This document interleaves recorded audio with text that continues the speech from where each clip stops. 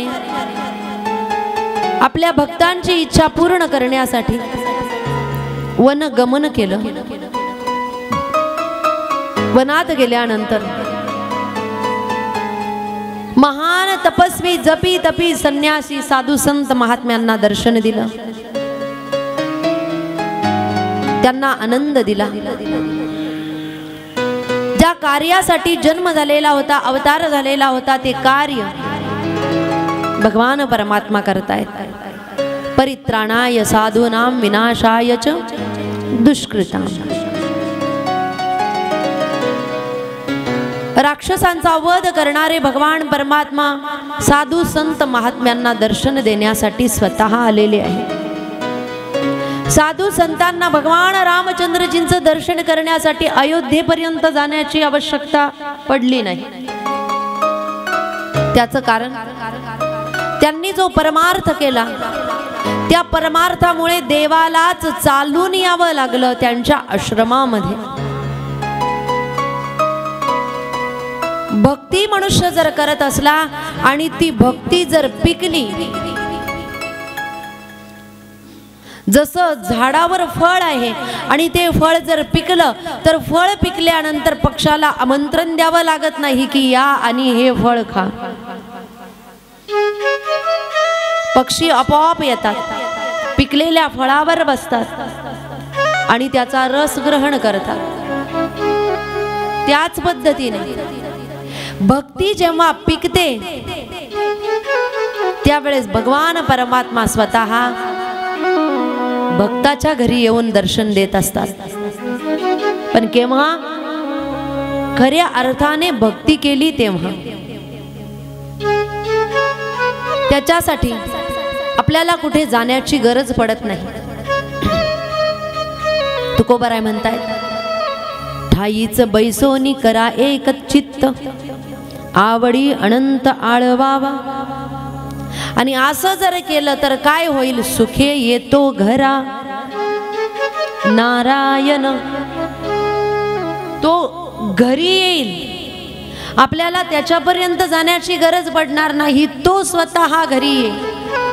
कोणत्या घरी? या घरामध्ये येईल, या देहरूपी घरामध्ये तो प्रकट होईल, तो दर्शन दे। पण त्याच्यासाठी मनाची स्थिरता, बुद्धीची चंचलता समाप्त करणं, विषयांपासून दूर राहणं, विषयांना समाप्त करण्याचा प्रयत्न करणं, स्वतःचे दोष शोधणं, रोज काही ना काही आपल्यामध्ये बदल करून सुधारण्याचा प्रयत्न करणं, हे जर आपण केलं तर तो भगवान परमात्मा आपल्या या घरामध्ये येईल। पण वर्षानुवर्ष चालले, आयुष्य चाललं, निम्म होऊन गेलं, काहींचं पूर्णत्वाला यायला लागलं। आपण सहज म्हणतो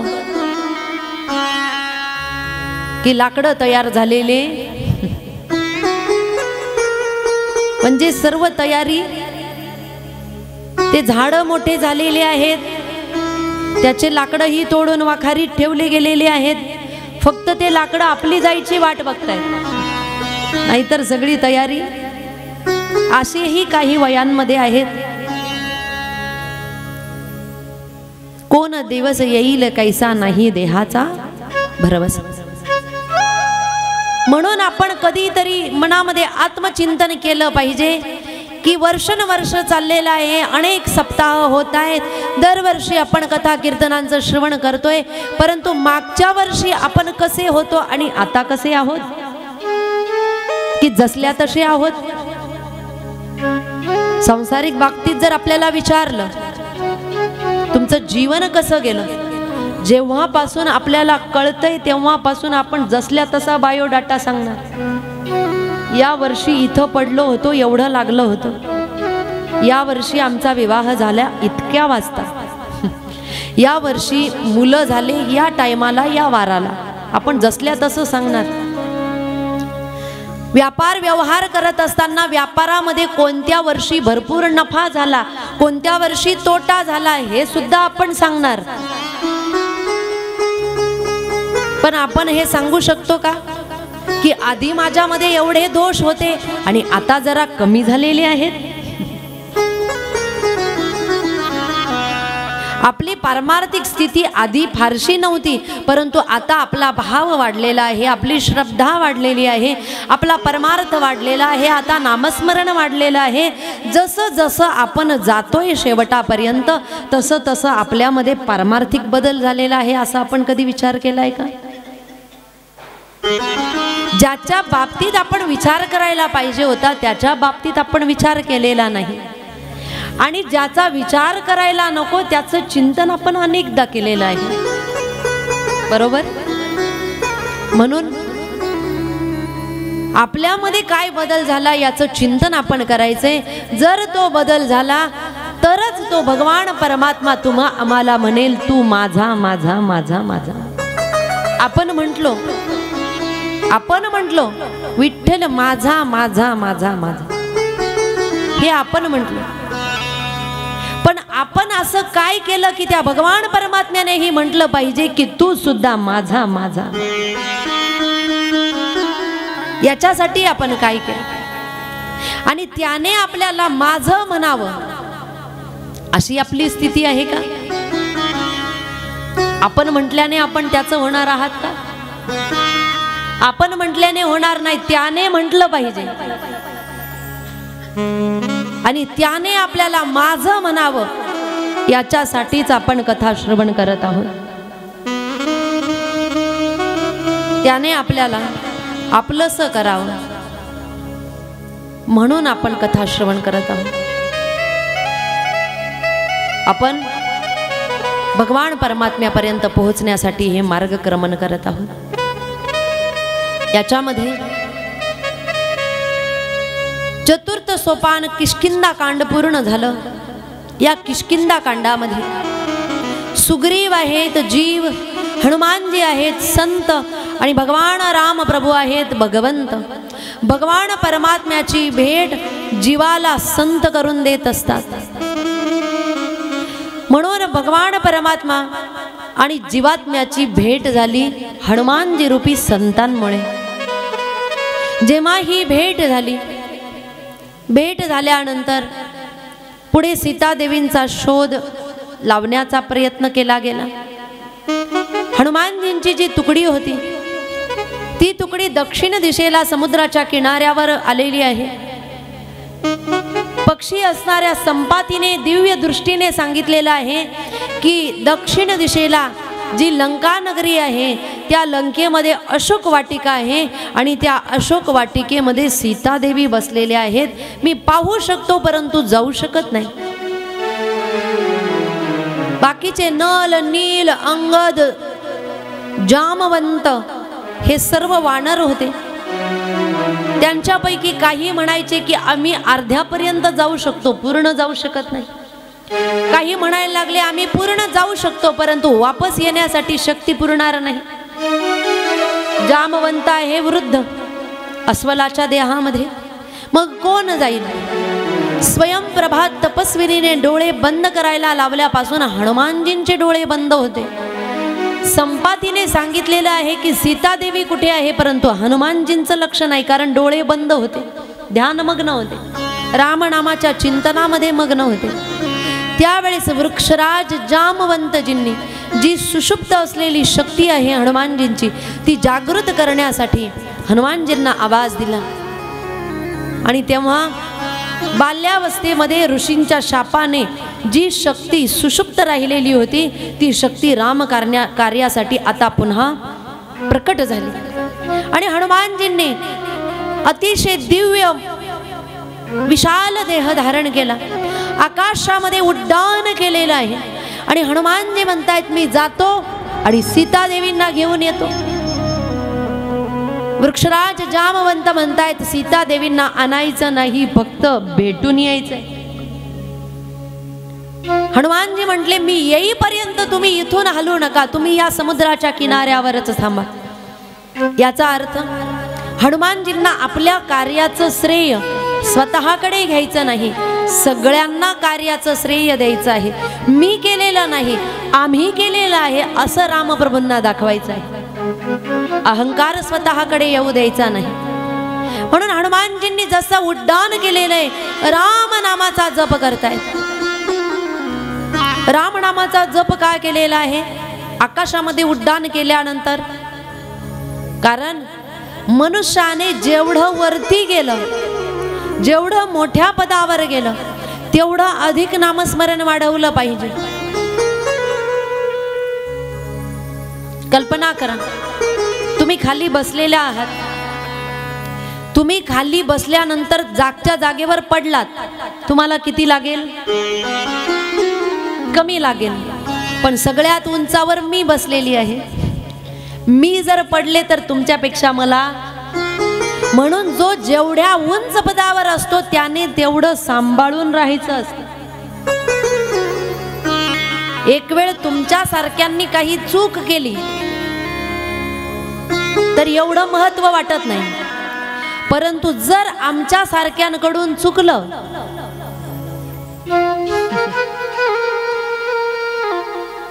न जाणो तुम्ही काय काय म्हणणार. त्याच्यामुळे तुमच्यापेक्षाही जास्त सावधान आम्हाला राहावं लागतं. कारण जो जेवढ्या उंच पदावर आहे त्याला तेवढ्या जास्त मर्यादा प्राप्त होतात, त्याला तेवढ्या जास्त नियमाचं पालन करावं लागतं. म्हणून हनुमानजींनी जेव्हा उड्डाण केलं त्यावेळेस हनुमानजींनी राम नामाचा जप केला. आणि आता हनुमानजी लंकेकडे निघालेले आहेत. पंचम सोपान सुंदरकांडाला या ठिकाणी प्रारंभ झालेला आहे. प्रथम श्लोकामध्ये भगवान परमात्म्याचं नमन केलेलं आहे. गोस्वामी तुलसीदासजींनी भगवान भोलेनाथ देवी भवानीला नमन केलेलं आहे. राम प्रभू आणि सीतादेवींना नमस्कार केलेला आहे. आणि हनुमानजींची विशेष वंदना या ठिकाणी केलेली आहे. कारण हनुमानजींचं कार्य या सुंदरकांडामध्ये आलेलं आहे. त्यावेळेस वर्णन करताना म्हणतायत हनुमानजी कसे आहेत. अतुलित बलधामम हेमशैलाभ देहा धनुजवन कृशानो ज्ञानिनाम अग्रगण्यम सकल गुण निधानम वानरानामधीशम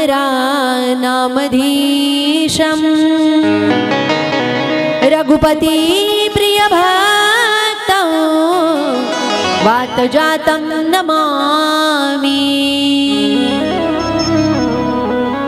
हनुमानजींची वंदना करत असताना म्हणतायत हनुमानजी कसे आहेत. अतुलित बलधामम. अतुलित म्हणजे अनंत बल, ज्यांच्यामध्ये भरपूर बल आहे. किती बलवान आहे हनुमानजी. 10,000 हत्तींचं बळ ऐरावतामध्ये आहे. 10,000 ऐरावतांमध्ये जे बळ आहे तेवढं इंद्रामध्ये आहे.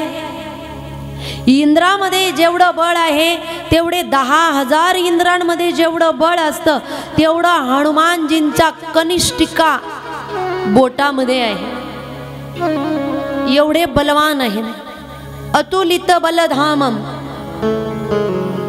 किती बलवान आहेत हनुमानजी.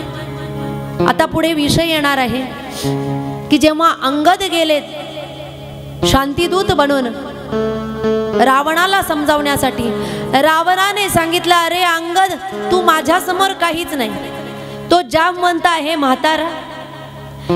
राम आणि लक्ष्मण आहे सर्वसामान्य मानव. सुग्रीव भित्रा, तुमच्यामध्ये कुणीही बलवान नाही, एकच वानर आहे ते म्हणजे हनुमान, असं रावण म्हणतोय. म्हणजे रावणाने सुद्धा हनुमानजींच्या शक्तीला जाणलेलं आहे. एवढे अतुलित बलधाम. आणि कसे आहेत. हेम शैलाभुदेव देहम. हेम म्हणजे सुवर्ण कांचन, सोन्यासारखा त्यांचा देह आहे. सुवर्ण देहाचे आहेत. का सुवर्ण देहाचं म्हटलेलं आहे. म्हणतात आता लंका आहे सोन्याचं नगर.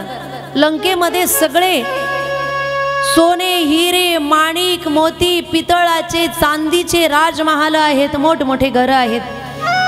त्या ठिकाणी आता खरं सोनं जेव्हा जाणार आहे त्यावेळेस खरं सोनं जसल्या तसं राहील आणि खोटं सोनं जळून जाणार आहे. म्हणून जे खरं सोनं आहे ते हनुमानजी आहेत. त्यांचा देह हेमशैलाभुदेहम असं सोन्याचा देह असणारे हनुमानजी आहेत. दनुजवन कृषाणुम ज्ञानीनामाग्रगण्य युद्धामध्ये राक्षसांचा वध करणारे आहेत आणि ज्ञानीनाम अग्रगण्यम अतिशय ज्ञानी आहेत. बुद्धिमतां वरिष्ठम एवढे ज्ञानी आहेत. म्हणतात अजून सकल गुण निधानम सर्व गुणांची खान आहे. वानरांचे अध्यक्ष आहे. वानराणामधीशम आणि अजून कसे आहेत राम प्रभूंचे प्रिय भक्त आहे. रघुपती प्रिय भक्तम आणि वायू नंदन आहे. वायुसुत आहेत. म्हणून वात जातम जात म्हणजे पुत्र नमामि मी त्यांना नमस्कार करतो. हनुमानजींना नमन केलेलं आहे. आणि हनुमानजींची वंदना केल्यानंतर आता हनुमानजी निघालेले आहेत. रामनामाचं स्मरण करतायत. जेव्हा त्यांनी उड्डाण केलेलं आहे हनुमानजींनी उड्डाण केल्यानंतर दक्षिण दिशेला लंकाच्या दिशेने निघालेले आहेत. जाताना समुद्राने मैनाक पर्वताला पाठवलं की हनुमानजींना आराम करण्यासाठी तुम्ही जा. समुद्रामधून मैनाक पर्वत बाहेर आला आणि त्या पर्वताने हनुमानजींना सांगितलं हनुमानजी तुम्ही दमला असाल थकला असाल या पर्वतावर या आणि आराम करा.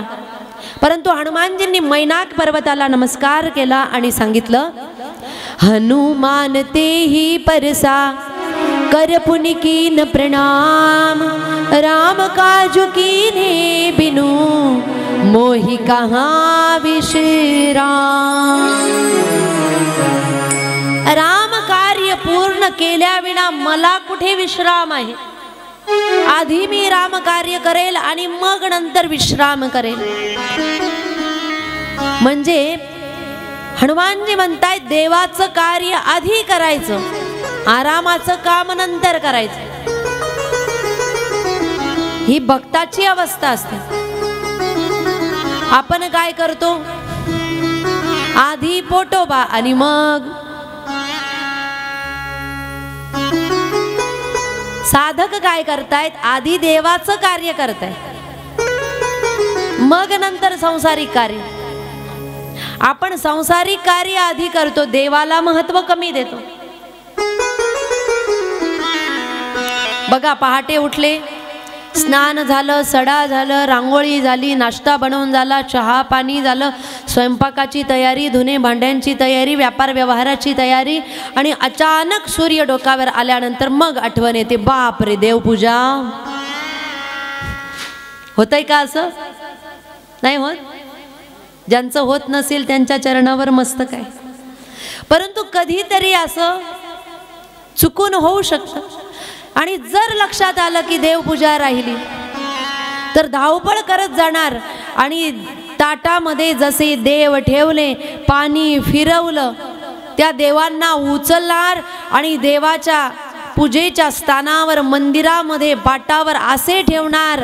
एवढ्या घाईघाईने पूजा करणार जसे खिचडी बनवताना तांदूळ धुवून कुकरमध्ये टाकतायत. जसे ते देव घाईघाईने देवाऱ्यामध्ये ठेवले गंध उगाळला की तो गंध लावताना गॅरंटी नाही की प्रत्येक देवाच्या कपाळालाच लागेल. काहींच्या डोळ्याला काहींच्या नाकाला काहींच्या केसांना. लंगड्या देवाचं तर काही खरं. तो एवढ्या घाईघाईने ठेवलेला असतो मागचा पाय वर आणि तोंड खाली. त्याला कुठे गंध लावला जाईल याची गॅरंटी. दिवा लावला घंटी वाजवली की देवपूजा किती मिनिटात 5 मिनिटात 2 मिनिटात. खरं सांगा बरं स्वयंपाक करताना एवढ्या घाईघाईने करतात का? जेवताना नाही म्हणतात आरामात होऊ द्या. 10 मिनिटं कथेला लेट गेलं म्हणून काय फरक पडणार आहे. परंतु जेवण शांततेत त्या गोष्टीला आपण त्या ठिकाणी घाई करत नाही. मग आपण महत्व कुणाला जास्त देतो? 24 तासामध्ये भगवान परमात्म्याला किती वेळ देतो आपण? किती वेळ, किती मिनिट? आणि संसाराला मनातल्या मनात उत्तर द्या. मग सांगा, आपण संसाराचे भक्त आहोत की देवाचे भक्त आहोत? याचंही उत्तर मनातल्या मनातच द्या.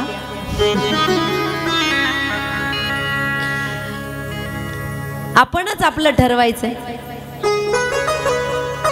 हनुमानजींनी उत्तर दिलं नाही. आधी राम कार्य आणि मग नंतर आराम. राम आधी पूर्ण राम कार्य जोपर्यंत होत नाही तोपर्यंत आराम. मोही कहा विश्राम. हनुमानजींनी मैनाक पर्वताला नमस्कार केला.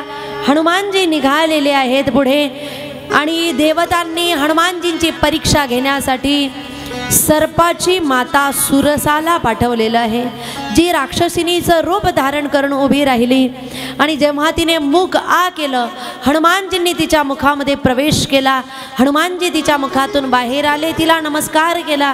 त्यावेळेस सुरसाला आनंद झाला आणि सुरसाने त्या ठिकाणी प्रकट झाल्यानंतर दिव्य रूपाचं दर्शन दिलं आणि हनुमानजींना म्हणतायत, राम मुका जुसबु करी हूँ तुम बल बुद्धि निधान, आशीष देई गई सो हर्षि चले हनुमान. आशीर्वाद देऊन ती निघून गेली. हे रामदूत, तुमचं राम कार्य पूर्ण होईल. याच्यानंतर हनुमानजी जेव्हा पुढे निघालेले आहेत त्यावेळेस एक सिंहका नावाची राक्षसीन उभी राहिली. जी राक्षसीन पाण्यामध्ये लपून बसलेली होती. आकाशातून उडणारे पशु पक्षींची सावली पाण्यात पडली की ती सावली पकडून त्या पक्ष्यांना पकडण्याची शक्ती तिच्याकडे होती आणि ती त्या पक्ष्यांना मारून खाणारी होती. हनुमानजींनी त्या सिंगिकाने जेव्हा हनुमानजींना पकडलं, हनुमानजीने एक गदा प्रहार केला आणि त्या ठिकाणी सिंगिकेचा वध केला. आणि हनुमानजी पुढे निघालेले आहेत. आता मैनाक पर्वत म्हणजे काय आहे? मैनाक पर्वत आहे प्रलोभन. जीव जेव्हा भक्तीला भेटण्यासाठी निघतोय, हनुमानजी आहेत जीव, सीता देवी आहेत भक्ती. जीव जेव्हा भक्तीला भेटण्यासाठी निघतो, भक्ती कार्यासाठी निघतोय, त्यावेळेस साधकाच्या वेगवेगळ्या परीक्षा होत असतात. या परीक्षेमध्ये कधी कधी साधकाच्या समोर काही प्रलोभन येत असतात. कधी कधी एखाद्या स्त्री किंवा पुरुषाच्या सौंदर्याचे प्रलोभन समोर येतात. साधक जर खरोखर भगवत कार्याला लागलेला असेल तर तो साधक त्या ठिकाणी भुलून जात नाही, अडकत नाही, फसत नाही. ही भगवान परमात्म्याची परीक्षा असते. कधी कधी धन संपत्तीचे प्रलोभन येतात. कधी कधी पद पैशाचे प्रलोभन येतात की साधक धनामध्ये अटकतोय की पदामध्ये अटकतोय की साधक विषयांमध्ये अटकतोय. हे प्रलोभन साधकाच्या समोर येतात. आणि जेव्हा खरा भक्त असेल तो भक्त यापैकी कोणत्याही गोष्टीमध्ये फसत नाही. तो त्या गोष्टींचा त्याग करतो आणि भगवान परमात्म्याच्या मार्गाने क्रमण करतो. हनुमानजींनी प्रलोभनाचा त्याग केला म्हणजे मैनाक पर्वताचा त्याग केला. पुढे सुरसारूपी प्रशंसा आली. भक्ती करणाऱ्याने जर बाकीच्या गोष्टींना भुलून अटकला नाही तर त्याची प्रशंसा सुद्धा होते. वा, काय ज्ञान आहे! ही प्रशंसा आहे. जेव्हा अशी प्रशंसा सुरू होते त्यावेळेस साधक त्या प्रशंसेमध्ये सुद्धा अटकून जातो. त्याच्यामध्ये मी येतो की माझ्यासारखं दुसरं कुणीही. पण जो खरा भक्त आहे तो भक्त स्वतःच्या मनाला नेहमी समजवतो की हे तुझं नाही, हे भगवान परमात्म्याने दिलेलं आहे, हे तुझं नाही, याच्यात तुझं काहीच नाही. जर त्याने शक्ती काढून घेतली तर तू काहीही करू शकत नाही. ही साधकाचे विचार असतात, ही साधकाची अवस्था असते. म्हणून हनुमानजींनी सुरसारूपी प्रशंसेच्याही बळी पडलेले नाही. आणि सिंगिका आहे ईर्षा. जेव्हा साधक अधिक उच्च पदावर जातोय, एखाद्या आश्रमाचा मठाधिपती होईल, कदाचित एखादा ज्येष्ठ श्रेष्ठ भगवत भक्त म्हणून त्याचा नावलौकिक होईल, अशा स्थितीमध्ये इतर कोणी त्यांच्या बरोबरीला जर असतील तर ते माझ्यापेक्षा पुढे का आहेत याची ईर्ष्या निर्माण होते. आणि जेव्हा अशी ईर्ष्या निर्माण होते त्यावेळेस साधक दुखी होतो की मी कसा मागे राहिलो आणि तो कसा पुढे गेला. पण हनुमानजींनी ईर्षेला डायरेक्ट समाप्त केलेलं आहे.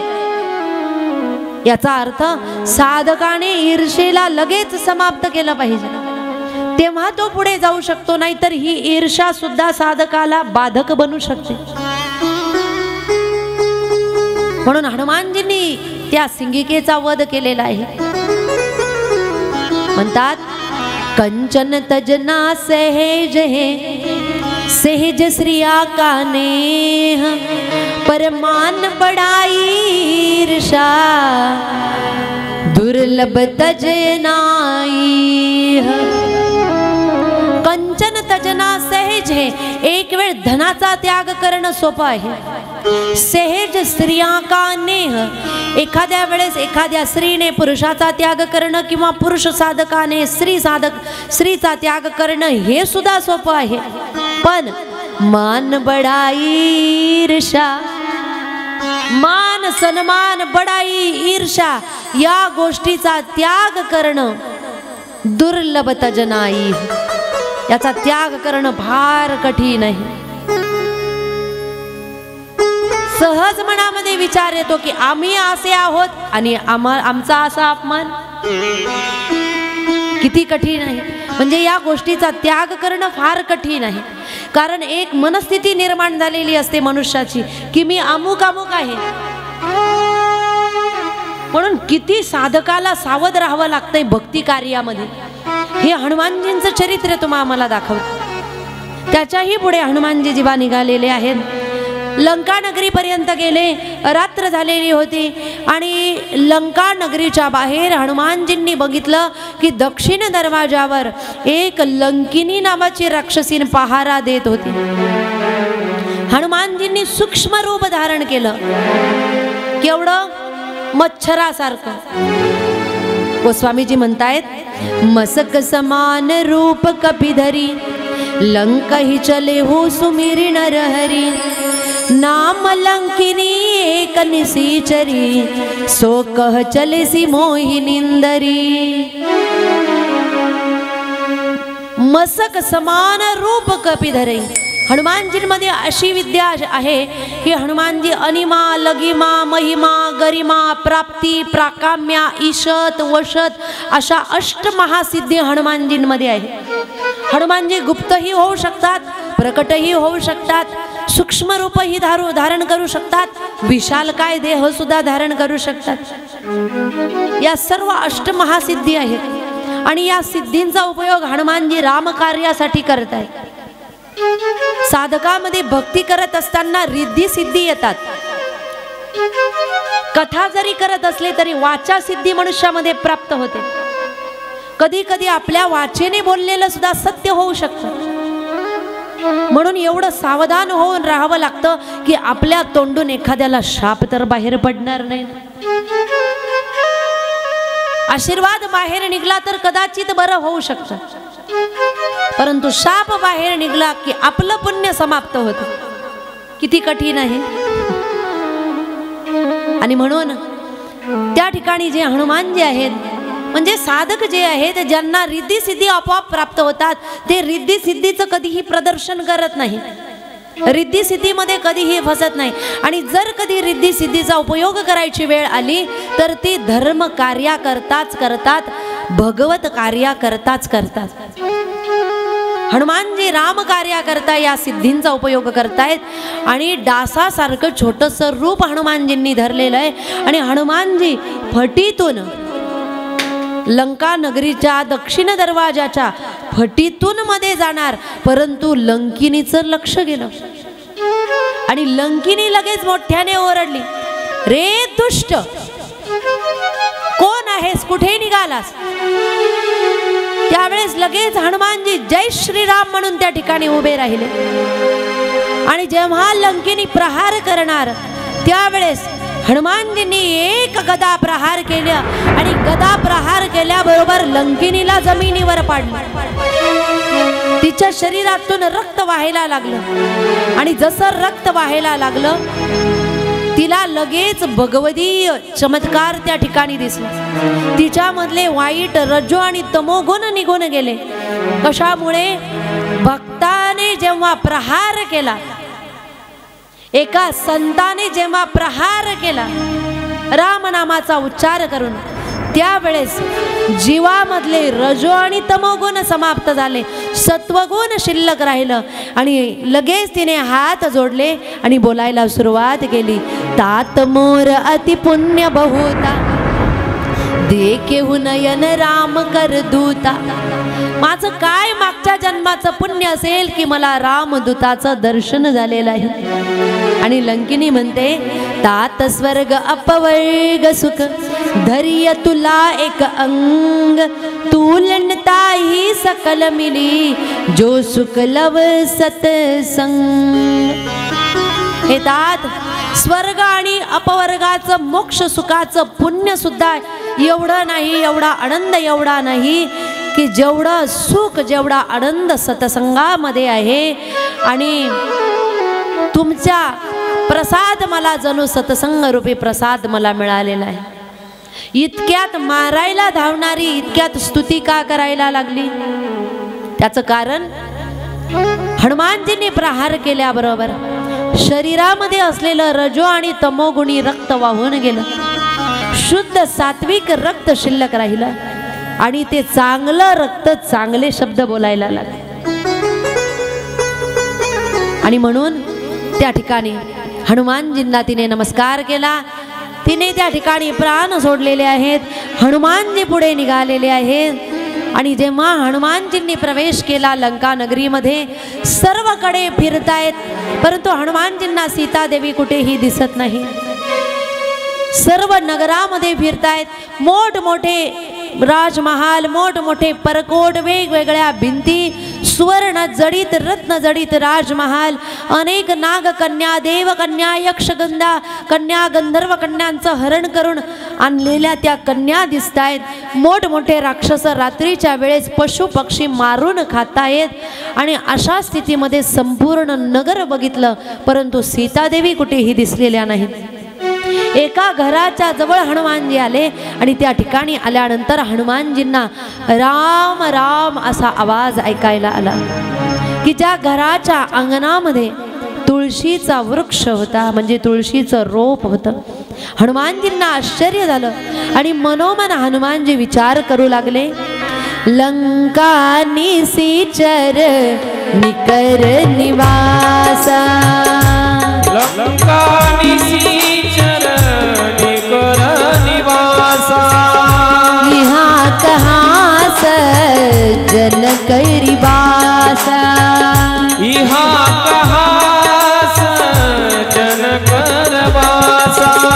राम राम तेहि राम राम तेहि सुमिरन कीना, हृदय हर्ष कपि सज्जन चीना, हृदय हर्ष कपि सज्जन चीना।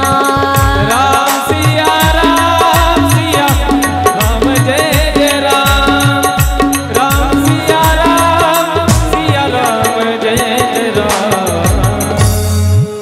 हनुमानजी मनातल्या मनात विचार करतायत, लंका निसीचर निकर निवासा, लंकामध्ये निशाचरांचा निवास आहे। पण रात्रीच्या वेळेस झोपेमध्ये करवट बदलताना, म्हणजे एका बाजूने दुसऱ्या बाजूला होताना सुद्धा ज्याच्या मुखातून राम राम शब्द बाहेर निघतायत म्हणजे तो व्यक्ती सज्जन आहे। कारण जागे असताना सुद्धा तोंडामधून राम राम येत, झोपल्यानंतर कधी येणार? हनुमानजी विचार करत आहेत की जो झोपेत असताना रामनामाचा जप करतोय निश्चितच तो सज्जन आहे। इहा कहा सज्जन कर बासा, या लंका नगरीमध्ये ही सज्जन राहतोय। राम राम तेही सुमिरण कीना, त्या सज्जनाने राम राम नामाचं स्मरण केलं। हृदय हर्ष कपी सज्जन चिन्हा, हृदयामध्ये आनंद झाला हनुमानजीच्या की इथे कोणीतरी सज्जन राहत आहेत आणि यांच्या जवळ जर गेलं तर सज्जन कधीही आपलं वाईट करणार नाही। म्हणून हनुमानजींनी घरामध्ये प्रवेश केला सूक्ष्म रूप धारण करून, आणि घरात गेल्याबरोबर जय श्रीराम म्हटल्याबरोबर त्या ठिकाणी जे बिभीषण होते त्या बिभीषणाला जाग आली, डोळे उघडले, हनुमानजींना बघितलं आणि बिभीषणजींनी श्रीराम नामाचा जप करणाऱ्या हनुमानजींना विचारलं, सांगा तुम्ही कोण आहात? राम आहात की रामाचे भक्त आहात? त्यावेळेस हनुमानजींनी उत्तर दिलं की मी रामदूत आहे, वानर आहे, हनुमान आहे। जेव्हा हनुमानजींनी परिचय दिला त्यावेळेस बिभीषणजींना एवढा आनंद झाला। बिभीषणजी म्हणतायत धन्य आहे, माझं पुण्य उदयाला आलं की मला रामदूताचं राम भक्ताचं दर्शन घडलेलं आहे। कारण पुण्य उदयाला आल्याशिवाय राम भक्ताचं दर्शन सुद्धा घडणार नाही। म्हणून ते म्हणतायत अब मोहि भा भरोस हनुमंता, अब मोहि भा भरोस हनुमंता, बिनु हरि कृपा मिलहि नहीं संता, बिनु हरि कृपा मिलहि नहीं संता। जौ रघुवीर अनुग्रह कीना, तो तुम मोहि दरसु हटि दीना, तो तुम मोहि दरसु हटि दीना। सिया राम जय जय राम, राम सिया राम जय जय राम। बिभीषणजी म्हणतायत अब मोहि भा भरोस हनुमंता, हे हनुमानजी आता मला विश्वास झालेला आहे की बिनु हरी कृपा मिलही नाही संता, भगवान परमात्म्याची कृपा झाल्याशिवाय संतांची भेट होत नाही। भगवान रामचंद्रजींनी माझ्यावर अनुग्रह केला की माझं पुण्य उदयाला आलं आणि तुमचं मला दर्शन घडलं। म्हणून ते स्वतःला भाग्यवान म्हणतायत की माझ्यासारखा अधम राक्षसांमध्ये राहणारा, आणि राक्षसांच्या मध्ये मी असा राहतोय जसं दातामध्ये जीभ राहते, आणि तरी देखील मला तुमचं दर्शन घडलं, मी भाग्यवान आहे असं बिभीषणजी म्हणतायत। आणि हनुमानजी म्हणतायत नाही, मी तर अधम वानर आहे, चंचल आहे, सकाळी सकाळी कोणी माझं तोंड बघितलं तर त्यांचा दिवस चांगला जाणार नाही असा मी वानर। बिभीषणजी स्वतःला कमी समजतायत आणि हनुमानजी म्हणतायत मी किती अधम आहे, म्हणजे स्वतःला कमी समजतायत। याचा अर्थ साधक जेवढा परमार्थामध्ये अधिक परिपक्व झाला तेवढा तो अधिक विनम्र बनत असतो, तेवढी त्याच्यामध्ये अधिक नम्रता येत असते। झाडाला फळं आले की त्या फळाच्या वजनाने झाडं आपोआप खाली वागतात, तसं ज्ञान झालं की ज्ञान झाल्यानंतर ते ज्ञानामुळे साधकामध्ये अधिक नम्रता येते, अहंकार येत नाही, त्याचा अहंकार कधीही शिल्लक राहत नाही। दोघही जण एकामेकाला कमी समजतायत आणि मग नंतर दोघांनीही एकामेकाला नमस्कार केलाय आणि हनुमानजींनी सांगितलं की मी सीतादेवींचा शोध घेण्यासाठी आलेलो आहोत। त्यावेळेस हनुमानजींना बिभीषणजींनी सांगितलं की अशा ठिकाणी अशोक वाटिका आहे आणि त्या अशोक वाटिकेमध्ये सीतादेवींना ठेवलेलं आहे। म्हणून त्या ठिकाणी जसं बिभीषणजींनी सीतादेवी कुठे आहे हे सांगितलं, त्या ठिकाणी हनुमानजींनी पलायन केले, निघालेले आहेत। आणि जेव्हा प्रस्थान केलेलं आहे तिथून हनुमानजी निघाले अशोक वाटिकेकडे जात आहेत। म्हणजे जेव्हा संपाती सांगत होते त्यावेळेस हनुमानजी ध्यानमग्न होते। त्याच्यामुळे संपातीने सांगितलं की अशोक वाटिकेमध्ये सीतादेवी आहे, तेव्हा हनुमानजींना समजलेलं नव्हतं. आता बिभीषणजींनी सांगितल्यानंतर त्या ठिकाणी हनुमानजींच्या लक्षात आलं, म्हणून गेलेले आहे अशोक वाटिकेमध्ये. आणि जेव्हा बघितलं की त्या ठिकाणी पहाट होऊ लागलेली होती, रावण काही मोठमोठ्या राक्षसांसोबत आलेला होता. त्या ठिकाणी सीतादेवींना कटू वचनाचा उपयोग केला. साम दाम दंड भेद अनेक प्रकारांनी समजावून सांगतोय. आणि रावणाने सीतादेवींना सांगितलंय, हे सीते, जर 1 महिन्याच्या आत तुम्ही माझा स्वीकार केला नाही तर मी हट्टाने तुम्हाला आपलंसं करेन. आणि जेव्हा त्या ठिकाणी सांगण्यात आलेलं आहे, सीतादेवींनी एक गवताची काडी हातामध्ये पकडलेली आणि सीतादेवींनी जशी गवताची काडी हातामध्ये धरली, ती गवताची काडी जणू धर्म आहे. सीतादेवी जणू विचार करतायत, एक धर्माची रेशमी ओलांडली जी लक्ष्मणाने काढलेली होती, परंतु आज तोच धर्म माझं पालन पोषण करेल की मी धर्माचं पालन करण्यासाठी रेष ओलांडली होती. एका साधूला